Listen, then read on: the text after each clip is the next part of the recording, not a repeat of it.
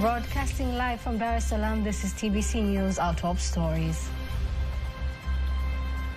Samia fires key communication institutions' top bosses.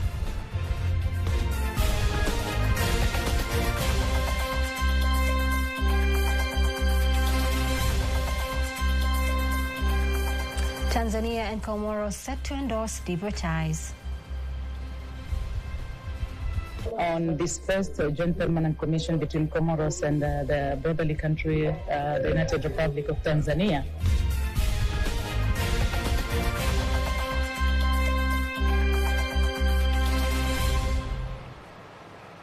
Good evening, I am Teddy Mfaranyanga. You can also follow us live via YouTube channel TBC Online and also get all the latest news through our Instagram, Facebook and X pages at TBC Online.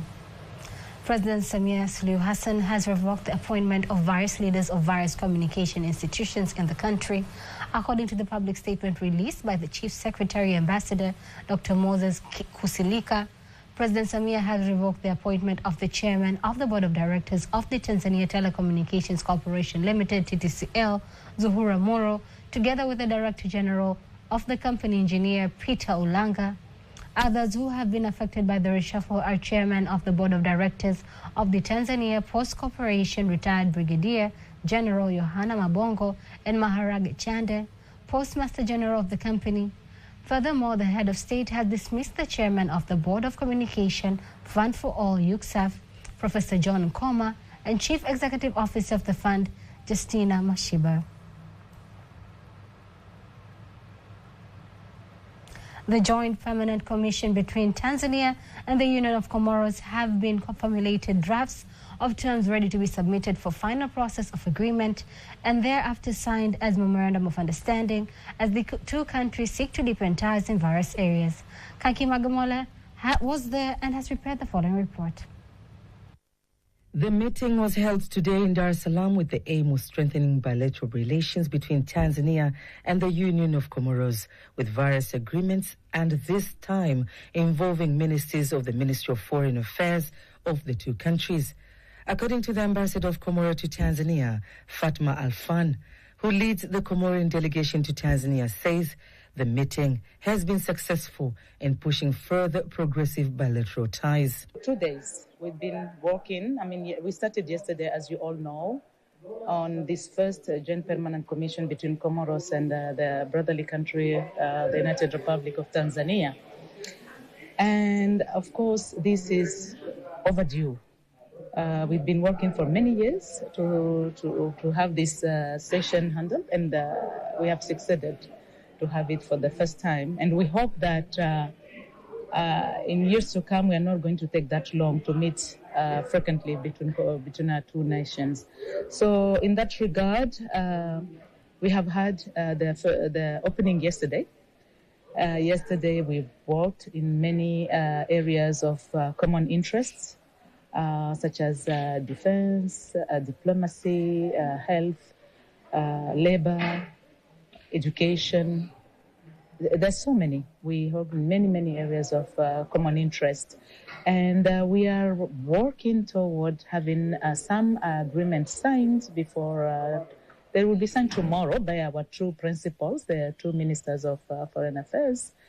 And but I cannot disclose yet the agreements that will be signed. So we'll by tomorrow we'll have a clear picture on that, or by the end of today, hopefully.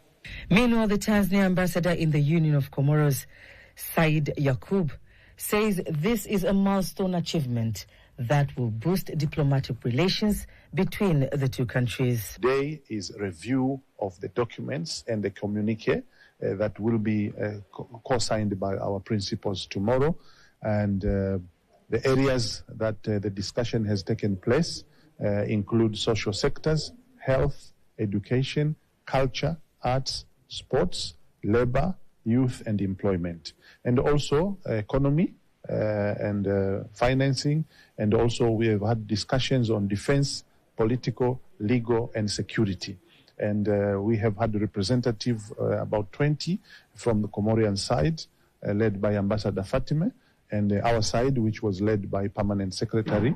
And we have had also permanent secretary who was leading the session on behalf of Tanzania was Ambassador Dr. Samuel Shelukindo. And we have had permanent secretaries and their representatives from various sectors pertinent to our areas. In the economy sector, we have had colleagues from agriculture, livestock, fisheries, and others. And we collaborate very well with Comoro. So the Joint Permanent Commission, which is the first one since the establishment of diplomatic relations in 2013. Tanzania is keen not only to transport products to the Union of Comoros, but the Kiswahili language as well. This is where some of the memorandum of understanding will be signed here tomorrow. Reporting from Dar es Salaam, I'm Kanki Mwegomole, TBC News. Thank you, Kanki Magomole. And on to the next news. The Chinese naval hospital ship Ark Peace has finished its 6-day free humanitarian medical service mission in Dar es Salaam and has started its journey back to China. The arrival of the ship was part of the celebrations marking 60 years of diplomatic relations between Tanzania and China, as well as part of the commemorations of the 60th anniversary of the Tanzania People's Defense Forces, TPDF. More details with Kanki Magomole. In July the 16th, 2024, the Chinese naval hospital ship Peace Ark docked at the port of Dar es Salaam, a goodwill visit aiming at providing free medical services to local residents. The ceremony was attended by Tanzanian military and political officials, including the Chief of Medical Services of the Tanzania People's Defense Forces, Major General Amri Mwame, the Chinese ambassador to Tanzania, Zheng Mingjiang, Chinese embassy staff, local people, overseas Chinese, and representatives of Chinese-funded institutions. This is the third time for the Peace Ark to visit Tanzania. During this visit, the Peace Ark offered diagnosis and treatment services on its main platform. Meanwhile, more than 10 medical teams had been dispatched to local hospitals, communities, and schools for medical tours. Medical staff from the two sides jointly engaged in diagnosis and treatment, academic exchanges, and health services. The Chinese hospital ship Peace Ark previously visited Tanzania in 2010 and 2017, providing medical services on both occasions. This year marks the 60th anniversary of the establishment of diplomatic relations between China and Tanzania. The ship's visit consolidated the traditional friendship between the two sides and deepened bilateral exchanges and cooperation. Today, the ship started its journey back to China with an achievement of delivering the history baby and attending approximately 8,070 patients in 6 days. Welcome again to Dar es Salaam. Welcome to Tanzania. I'm Kanki Mwegomole, TBC News.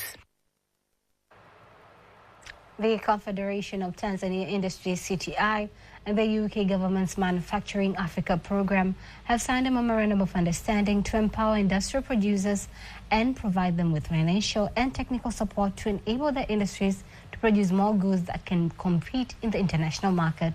Speaking in Dar es Salaam during the signing of the agreement, the representative of the program, Ali Seleman, says through the agreement, industrial producers will have the opportunity to obtain capital through loans at a minimum rate of $2 million or to facilitate joint ventures through the sale of shares to facilitate access to capital for business development. Manufacturing, which is part of industrialization, is a very key component in ensuring that we, as a country, are able to progress from economic development perspective. And as such, we, as Manufacturing Africa, we consider this to be a very important role to ensure that manufacturers are able to access funds at a very reasonable and cheap rates, and more or less get things like technology, things like good governance guidance for their perspective. So in a nutshell, Manufacturing Africa is supporting deals from $2 million, and it is not capped. It can be even $100 million.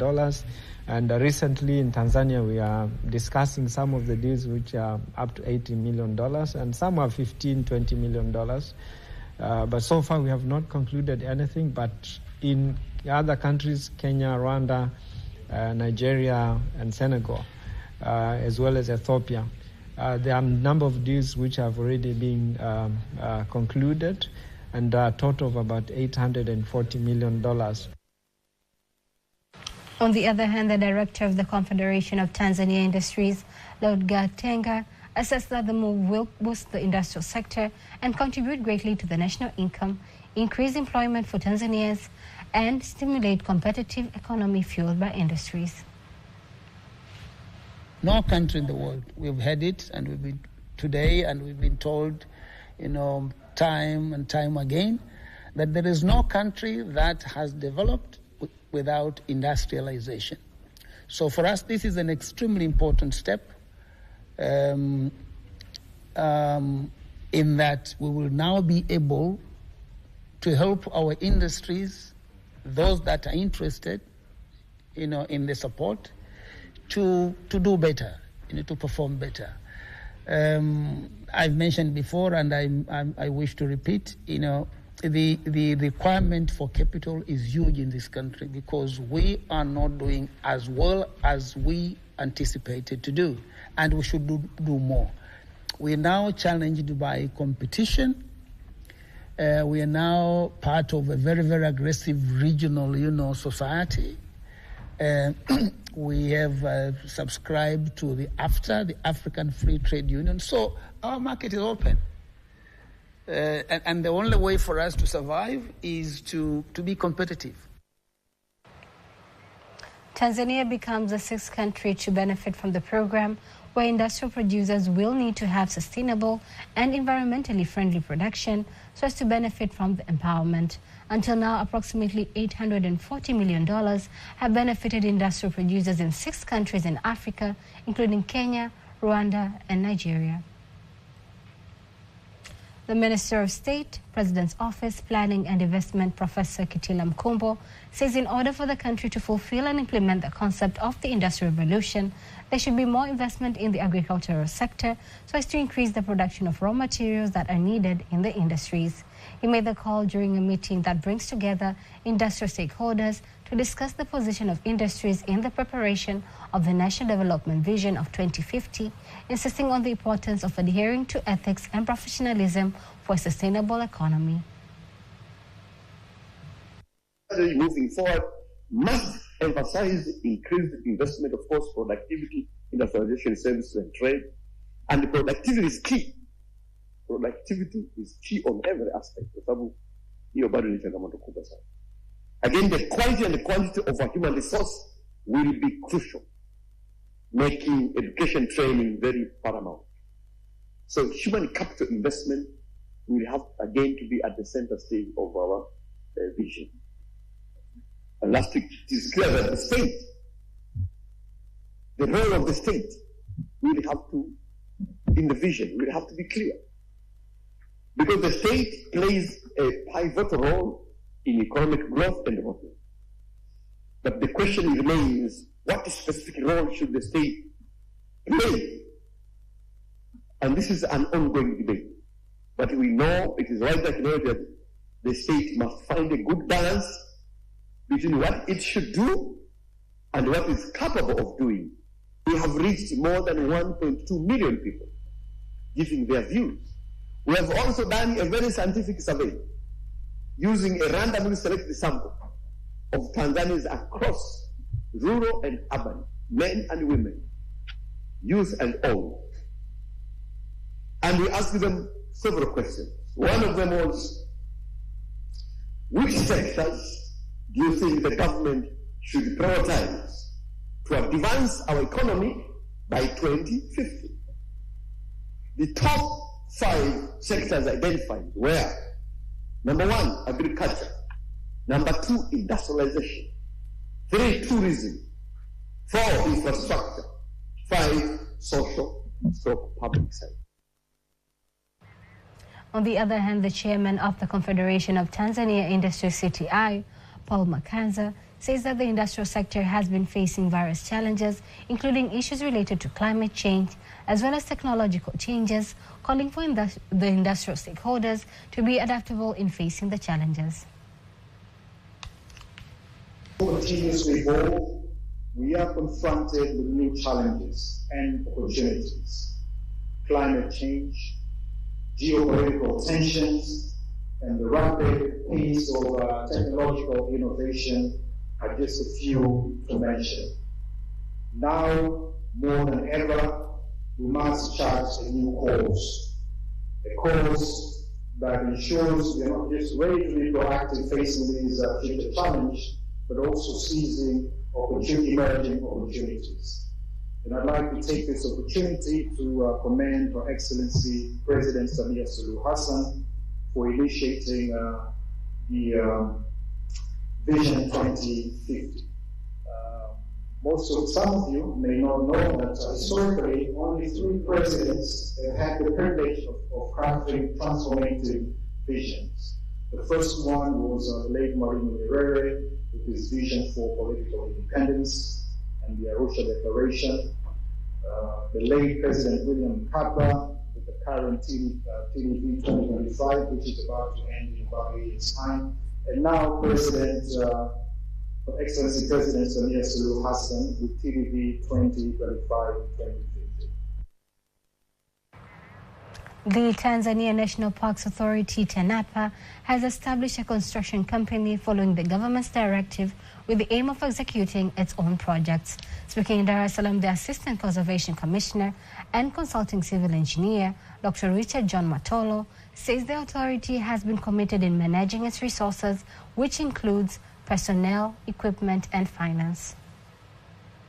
Establish a firm which will execute its own projects instead of relying on the external contractors and consultants who, for the past years, have proved to be very expensive and not delivering to the required standard by the management. That is, we were lacking, I can say, value for money, what they are doing. They were not so much environmentally conscious as we are in TANAPA. So, after being satisfied, the government saw it wise for TANAPA to establish its own firm, that is TANAPA Investment Limited. This firm is an investment firm which will also have some other subsidiaries later. But at the moment, we have started with the construction firm, which means it's a construction, consultancy, and the construction means civil and building.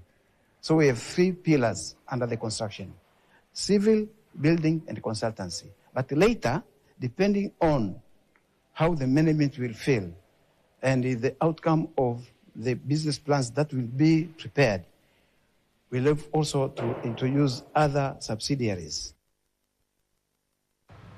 Youth play a crucial role to influence the election and shape the trajectory of their governance and economic progress, as many countries in Africa continue to have or will be going to the polls this year. To discuss more on the issue, we are joined by the East Africa Community Youth Ambassador, Jessica Mshama, talking to my colleague, Peter Mganga. We are joining with Jessica Mshama, who is East African Youth Ambassador, and basically we are going to discuss about different agendas concerning Tanzanians youth and especially youth who are found in East African region. By the way, Jessica, congratulations for the wonderful job which you have been done since past days and until now. Most of Tanzanians and most of the East African people, they want to know, we have experienced a major different elections in African continent. What are the role and position of youth, especially in matter related to ensure that they shape their own governance through general elections? We have seen various youth that have come together to become youth candidates and also mobilize different positions of the youth. And this shows us because on the demographic, it shows that more than 50% is under 30. So that means that the youth has power to influence change in their community and to become leaders of their nations. And also the position of the elections, because of the digital platforms that we have, the youth have been able to express their needs when it comes to elections. So we see the youth voices with the power of the media that they have been using to promote their agenda and to set standards of the election during the past years of elections within the East African community, but also the coming elections that are coming in Tanzania as well.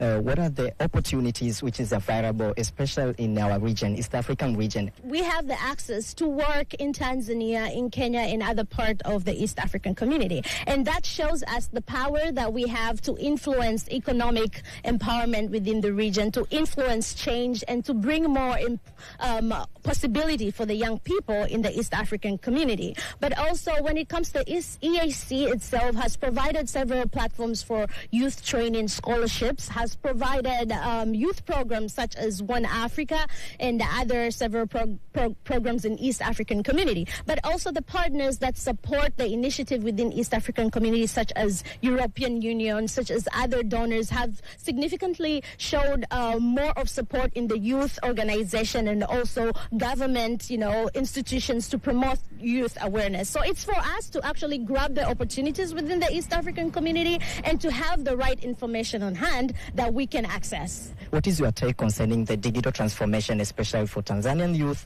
and East African region people who are found there? So many youth across the region are using their devices, are using websites, are using the digital skills to promote their activities such as the entrepreneurship. Because now we have like e-commerce where a person who is in Tanzania can sell their products to a person who is in Kenya. So most of the youth are vibrant and using the digital spaces to promote their ideas and to promote their innovation. We have so many hubs across the countries that are promoting youth entrepreneurship in digital spaces. Thanks so much. It was a nice exclusive interview with Jessica Mshama, who is East Africa Youth Ambassador. I'm Peter Mganga. This is TBC News. Back to you, Teddy Mparanyanga. Thank you, Peter Mganga. And on to the next news. A warning has been given by health stakeholders to parents against braiding their children's hair as their brains are still developing, insisting that the tendency does not only strain their developing brains, but also increases the risk of developing an irreversible form of scarring hair loss at an early age. Kanki Mogamola has more details. Braiding children's hair is not a problem if they've reached a certain age. But health stakeholders warn parents who braid their children at a tender age while their scalp is not yet matured. Dr. Maria Bulimba, a pediatrician from Aga Khan Hospital, says the habit can turn detrimental, highlighting some of the common side effects that a child may experience. Several side effects from these kids, which we usually like to plait their hair. Of course, they are going to look beautiful, but there are side effects on doing that. So one of them first is scalp irritation.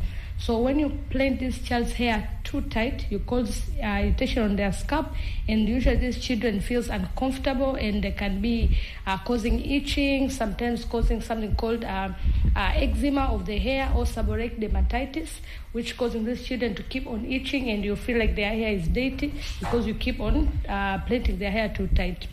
Number two, you can cause hair breakage. So you can imagine if you are pulling the hair too tight, and these hairs of the children are too thin, not like they are very well developed. They are still developing, so they are very thin, and you keep on pulling them, so you break their hair, and then later on in life they will have no good hair. So this is one of their side effects.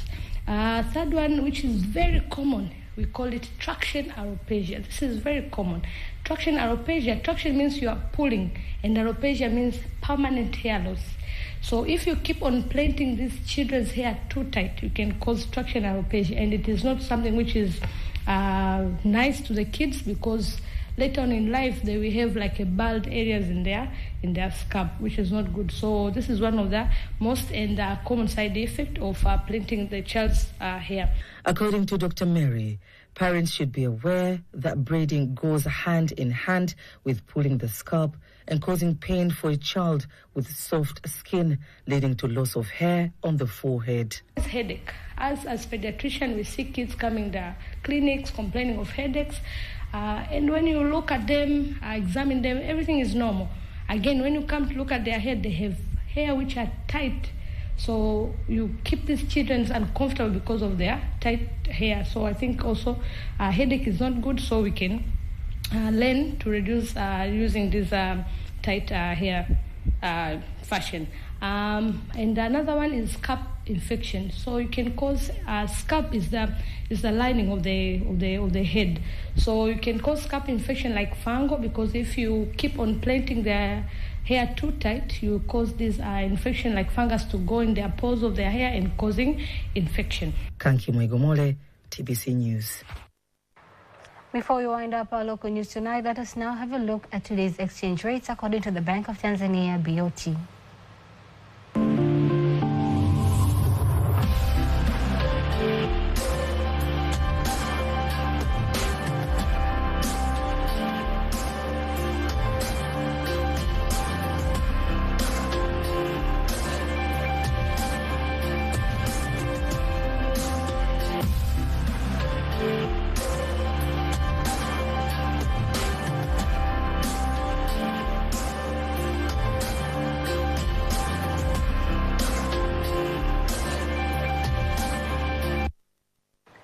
Don't miss TBC News every weekday to know all the latest in exchange rates.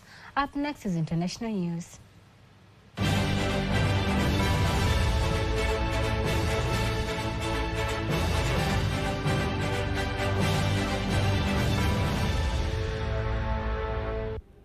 A planned meeting between Israel Prime Minister Benjamin Netanyahu and the U.S. President Joe Biden, which was due to take place today, has been delayed until Thursday.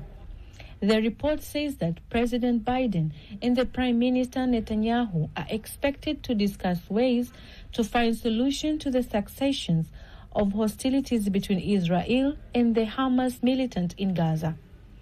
In the meeting, the leaders are also expected to discuss the issue of Iran. The Prime Minister Netanyahu is also expected to address the joint sessions of the United States Senate and meet with the Vice President of the United States, Kamala Harris, and the presidential candidate of the Republican Party, Donald Trump.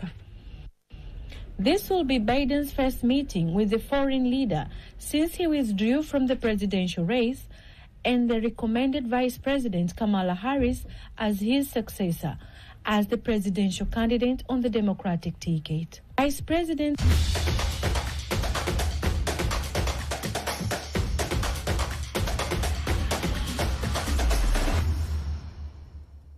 And in sports news, acting sports director of the Ministry of Culture, Arts and Sports, Ali Mayai, urges sports veterans to work with the current players to establish sports sector in the country. Speaking to TBC News in Dar es Salaam, Mayai insists that sports veterans have immense experience and knowledge that can contribute to the betterment of the skills of the players and boost the game to create more opportunities such as employment and income. Lakini tu kwa experience. Your experience as the former players, you are supposed to provide your expertise to the modern football game so as to go with the current need of soccer. I want to insist that you have to give experience to the modern footballers, a special ethics, which most of them, they normal lack. Vijana wa sasa, kwa uzoefu tulionao, ni swala la maadili. Technical Committee Chairman of the CDF 2024 Cup, Lieutenant Colonel Salum Juma Salum, says this year's competition is highly competitive because all the participating teams have made enough preparations before the games kick off. Lieutenant Colonel Salum adds that players have displayed good quality and skills during their games, and it is now difficult to predict which team will become the champions of the competition. The motives of Chief of Defense Force CDF to raise sports in Tanzania are going to materialize because he has said his consciousness is to use People's Defense Force to develop the sports sector in the country.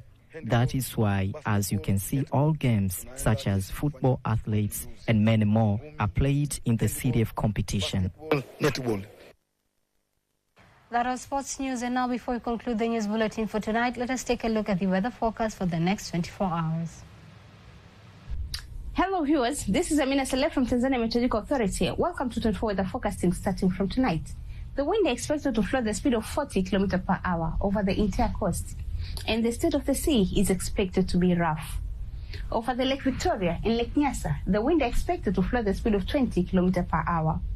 The state of the lakes are expected to be slight.